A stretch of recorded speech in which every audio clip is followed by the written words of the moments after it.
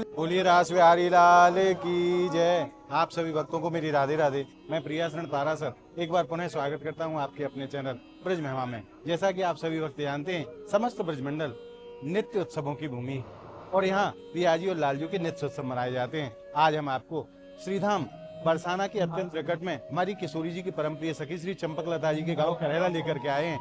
और आज क्यों लेकर के आए हैं? क्योंकि आज एक विशेष दिन है। आज मार्गशीर्ष मास के शुक्ल पक्षी की तृतीया का पावन दिन है और आज ही के दिन हमारे एक आचार्य हुए श्री घमंड देवाचार्य जी महाराज, जिन्होंने रास को समस्त संसार के लिए आज ही के दिन प्रकट किया था। आज उनका जन्म महामहोत्सव बड़े ही भाव के साथ सभी संत जन, समस्त ब्रजवासी जन और समस्त वैष्णव जन बड़े ही भाव के साथ मना रहे हैं। तो आइए चलते हैं और आनंद लेते हैं आज घमंड देवाचार्य जी महाराज के जन्म प्राकट उत्सव के महामहोत्सव में।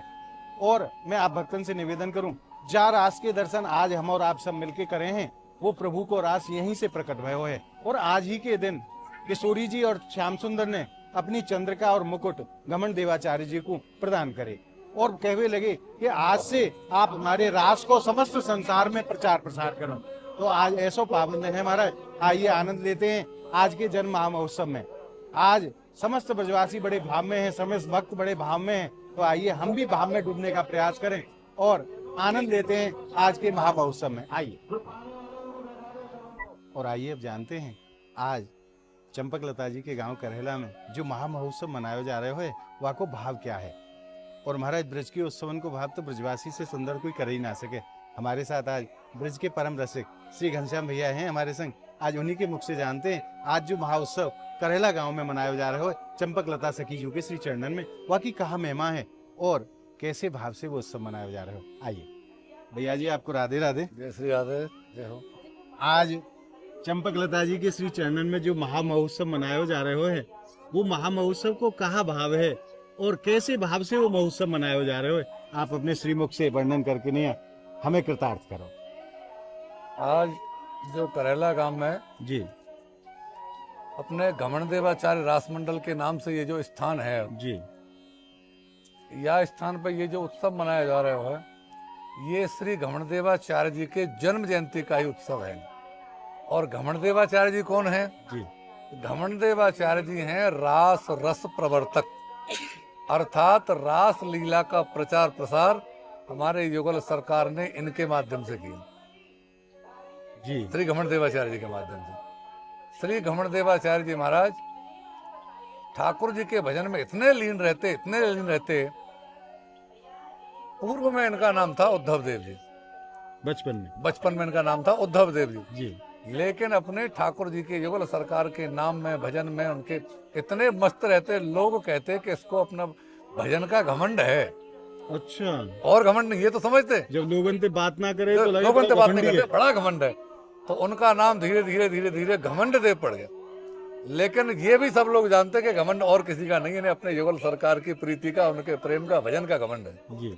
ये सब ऐसा वो कहने लगे। तो वो घमंड देव जी, उनको इसी स्थान पे जो आज यहाँ उत्सव मनाया जा रहा है, इसी स्थान पे युगल सरकार अर्थात राधा कृष्ण दोनों प्रकट हुए जी। और दोनों ने प्रकट होकर के इनके भजन से बोले, हम आपकी सब तपस्या से, साधना से प्रसन्न हैं, पर आपकी साधना को फल ये है कि आप एक काम करो। तो बस घमंड देव जी तो प्रसन्न हो गए कि हमारे युगल सरकार जो आज्ञा करें उसके लिए हमारा जीवन है। उन्होंने कहा आप तो आज्ञा करें प्रभु, क्या करें। तो युगल सरकार दोनों ने, ठाकुर जी ने अपना मुकुट और किशोरी जी ने अपनी चंद्रिका जी, दोनों लेकर के घमंड देवाचार्य जी को अर्पित करें। और घमंड देवाचार्य जी से कही, घमंड देव जी देखो, ये संसार सागर में हमारी रास लीलान को प्रचार प्रसार करना है, क्योंकि विलुप्त प्राय हो गई। युग के प्रभाव अनुसार लोग सब भूल जाएंगे, कलयुग है। और उनके लिए यदि ये लीला नहीं जाएगी तो जीवन को कल्याण कैसे होगा। तो उनके कल्याण के लिए संसार में ये मुकुट चंद्र का लो और रास लीला को प्रचार प्रसार करो। मतलब एक तरह से कहें तो जिम्मेदारी देखिए, ये रास लीला का प्रचार प्रसार यहाँ से आपको करना है, आपको करना है। घमंड देव जी हाथ जोड़ के खड़े हो गए, बोले प्रभु मैंने तो कभी रासलीला के दर्शन करे नहीं जी। रासलीला कैसे होगी कैसे करनी है मैं कैसे कर पाऊंगा, मैं कछु जानू नहीं। मैं कैसे जानूं। ठाकुर जी बोले केवल 2 ब्रजवासी बालक लाओ, एक को बस मेरो स्वरूप अर्थात कृष्ण ठाकुर जी बनाओ, बनाओ। ठाकुर जी बनाओ, और एक को ये चंद्र का धारण कराओ अर्थात किशोरी जी बनाओ। जी। और चिंता मत करो, जब ये ऐसा करोगे तो दोनों युगल सरकार कृपा करेंगे, आपके अंदर सब स्फुरित होगो, स्वतः ही स्फुरित होगो जी। कि लीला कैसे करनी है। और ये बात बिल्कुल आज्ञा की तरह उन्हें बिल्कुल सुरोधार कर ली कि आज्ञा है ठाकुर जी की। अब तो उन्हें बड़ी शीघ्रता ब्रजवासी ने कही कि ठाकुर जी की आज्ञा हुई है, भैया राधा और कृष्ण के स्वरूप में बनाने कोई ब्रजवासी बालक जो 2 बालक लेकर के आए, यही गांव से करहला गांव से ही जी। उदयकरण और खेमकरण नाम के ब्रजवासी रहे उस समय, ब्राह्मण परिवार जी। उनके एक के पुत्र तुलसी और एक के कमल नयन, दोनों बालकन को घमंड देव जी लेकर के आए कि एक को मैं कृष्ण बनाऊंगा, एक को राधा जी बनाऊंगा, और तब रासलीला को प्रचार प्रसार यहीं से प्रारंभ करें जी। तो सर्वप्रथम लेकर के उन्होंने दोनों बालकों को, तुलसी और कमल नयन को, तुलसी को भगवान कृष्ण के रूप में सजाया और कमल नयन को किशोरी जी के रूप में उन्होंने विराजमान किया। जैसे ही उन्होंने दोनों को विराजमान करके ठाकुर जी का ध्यान किया कि अब तो आप ही कृपा करो, आगे की रासलीला कैसे होगी, मैं तो कुछ जानू नहीं। जैसे ही उन्होंने नेत्र बंद करे और नेत्र बंद करने के बाद नेत्र खोले तो दोनों बालक अदृश्य, अंतर्धान हो गए। दोनों बालक जो रूप में राधा और कृष्ण के रूप में सजाए तो दोनों अंतर्धान है। अब तो ये व्याकुल है, आपने तो कही कि लीला को प्रचार प्रसार करना है, ऐसे कैसे लीला को प्रचार प्रसार होगा। फिर ठाकुर जी इनको ध्यान करो, नेत्रन से आंसू आ गए। ठाकुर जी फिर तुरंत प्रकट भये। घमंड देव जी कैसे व्याकुल हो, कैसे परेशान हो। बोले महाराज कैसे लीला को प्रचार प्रसार होगा, ब्रजवासी ऐसे कब तक बालक देंगे, यदि ऐसे बालक अंतर्धान भये तो लीला से बालक लाऊंगा, ब्रजवासी से बालक लाए। अब इन ब्रजवासी इनके बालक है, ब्रजवासी सब इनके सामने यहाँ आए हुए। उन्होंने कही ये तो बात अलग ही है, घमंड देव जी कह रहे हैं कि ठाकुर जी की लीला को प्रचार प्रसार करना है और ठाकुर जी ने आज्ञा दी है तो हम भी तो देखें कैसी लीला हो। तो उनके परिवार के माता पिता सब लोग वहां आए, सब एकत्रित हुए। नहीं तो वर्तमान समय हो तो ब्रजवासी लड़ पड़ते, ला बाबा हमारे बालक, सत्य बात है। तो उन्होंने ये सब लीला के दर्शन करे तो ब्रजवासी भी समझ गए ये तो साक्षात हमारे ठाकुर जी की लीला है। तो ना हमारा कोई दोष और ना घमंड देव जी को दोष, ये तो ठाकुर जी की लीला है कि ये सौभाग्य हमको मिले कि ऐसे बालक हमारे घर में दिए जो ठाकुर जी में समाये थे। तब ठाकुर जी ने कही ये हमने लीला या वजह से करी कि तुम ये समझ जाओ कि जिन बालकन को तुम राधा और कृष्ण के स्वरूप बनाओगे उनमें हम खेलेंगे, साक्षात हम खेलेंगे। कैसे भी ब्रजवासी के ब्राह्मण बालक लाओ और उनमें यदि राधा कृष्ण को स्वरूप बनाओगे तो उनकी वेशभूषा ही नहीं, उनके जब भाषा होगी वो जो बोलेंगे तब भी दिव्यता होगी, चलेंगे तो दिव्यता होगी, उनके चितवन में दिव्यता होगी। ये सब लोग देख करके निहाल हो जाएंगे, साक्षात ठाकुर जी का रूप मानेंगे। घमंड देव जी ने कही ठीक है महाराज, अब तो अंतर्धान नहीं होंगे।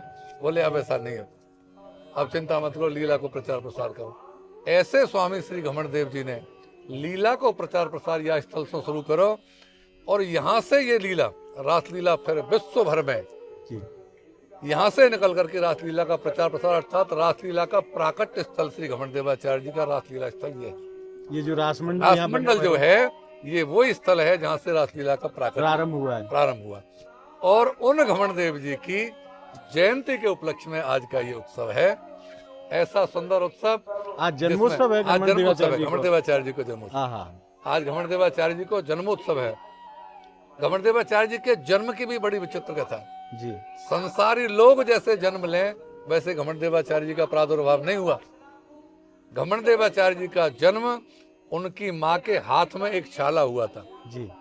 संक्षिप्त में हम कह दें तो आशीर्वाद दिया था कि तुम्हें बालक होगा, लेकिन संसार की क्रियाओं से जैसे बच्चे उत्पन्न होते हैं वैसे नहीं, और ये परम भागवत होगा, भगवत भक्त होगा, और ये सब दिव्य लीला है ठाकुर जी की, उसको प्रकाशित करने वाला ये बालक है। मतलब गर्व से प्रकट नहीं हुए घमंड देव जी, इनके छाले से घमंड देव जी प्रकट हुए थे। तो उनके जन्म की भी कथा दिव्य है घमंड देव जी की, क्योंकि ठाकुर जी जब दिव्य हैं तो उनके परिकर भी दिव्य होते हैं। उनकी ऐसे लीला भी दिव्य है। ऐसे दिव्य श्री घमंडदेवाचार्य जी के जन्म जयंती महोत्सव में आज भी दूर दूर से, वृंदावन से, बरसाना से रसिक संत जी जो समझें कि ऐसे आचार्यों की जयंती उत्सव में, जन्म उत्सव में यदि हम जाएंगे तो किंचित मात्र उनकी कृपा हमें भी प्राप्त होगी। जी ऐसे सब भावों को लिए सब लोग यहाँ दर्शन के लिए आए और उत्सव को बड़े धूमधाम से मना रहे हैं। और हम तो सोच रहे हैं किसी भी माध्यम से, इस माध्यम से जो लोग सुन रहे हों वो वहीं से प्रार्थना करें तो घमंडदेवाचार्य जी की कृपा संभवतः उन सबको भी प्राप्त होगी। और आज प्रत्यक्ष में ही वारास के दर्शन भी कराए जा रहे हैं। प्रत्यक्ष में वो रास के दर्शन भी जा रहे हैं। महाराज जी, आपको तो जन्म स्थान भी यही है। आज कैसो परम सुख आपके हृदय में है? ये परम सुख की बात तो ये है, हमने एक दोहा सुनो है और वो आचार्यों के दोहा है, बड़े न डूबन देत हैं पकड़े जाकी बाह, ज्यों लोहा भी काठ संग चलत फिरत जलमा है। अर्थात जिनकी सामर्थ्य होती है यानी संत महापुरुष, वो एक नाव के समान होते हैं।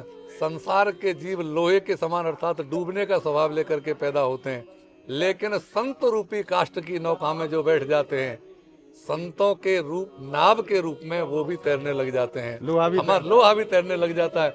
ऐसा स्वभाव संतों का होता है और उन संतों की कृपा अपने इस करेला गांव पे बहुत है। ऐसे संत यहाँ विराजमान रहे, उसके बाद भी आज ऐसे संत हैं जो विश्व विख्यात हैं। विश्व में कितने लोगों का कल्याण कर रहे हैं, उनकी भी जन्मभूमि श्री धाम करेला है। ऐसे करेला में हमें जन्म मिला, हमें लगता है युगल सरकार की सीधी साक्षात कृपा का प्रमाण ये। महाराज जी, आपने खूब आज कृपा करिए, बड़े भाव से वर्णन करो है।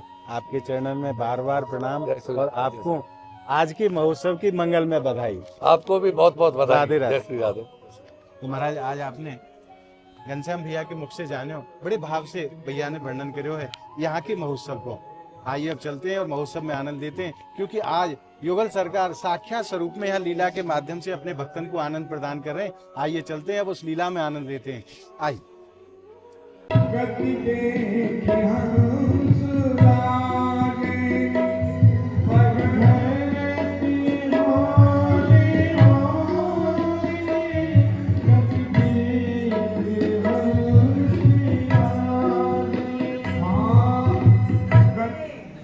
शीतल मंद सुगंध त्रिविध समीर चल रही है।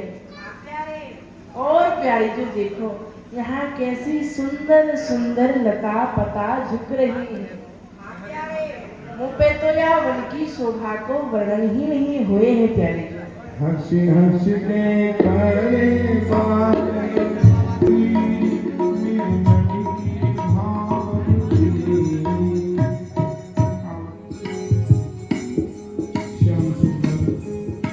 श्री किशोरी जी को रास में पधारने की प्रार्थना करें।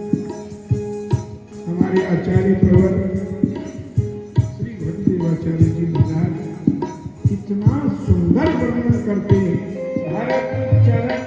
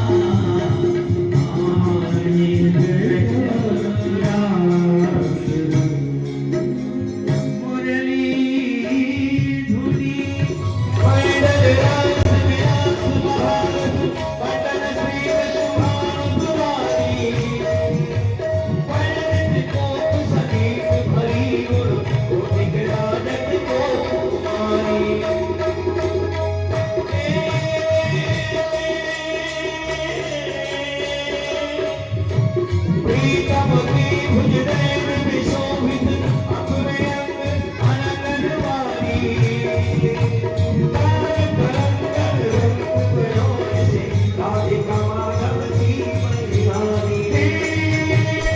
आज आपने हमारे साथ मानसिक रूप से श्री चंपकलता जी के गांव करेला में श्री घमंड देवाचार्य जी के जन्म महोत्सव में सम्मिलित होकर के जो आनंद हृदय में अनुभव किया है, वो आनंद आपको कैसा लगा, आप हमें कमेंट के माध्यम से जरूर बताएं।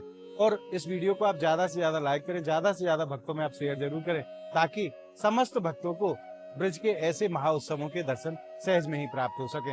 अगर आपने अभी तक ब्रज महिमा चैनल को सब्सक्राइब नहीं किया है, तो ब्रज के ऐसे अलौकिक आनंद के लिए आप ब्रज महिमा चैनल को ज्यादा से ज्यादा संख्या में सब्सक्राइब जरूर करें और नित्य प्रति ब्रज के अलौकिक आनंद को घर बैठे प्राप्त करते रहें। तो मिलते हैं ब्रज महिमा की एक और वीडियो के साथ। तब तक के लिए आप सभी भक्तों को श्रीधाम ब्रजमंडल की पावन धरा से मेरी प्रेम भरी राधे राधे।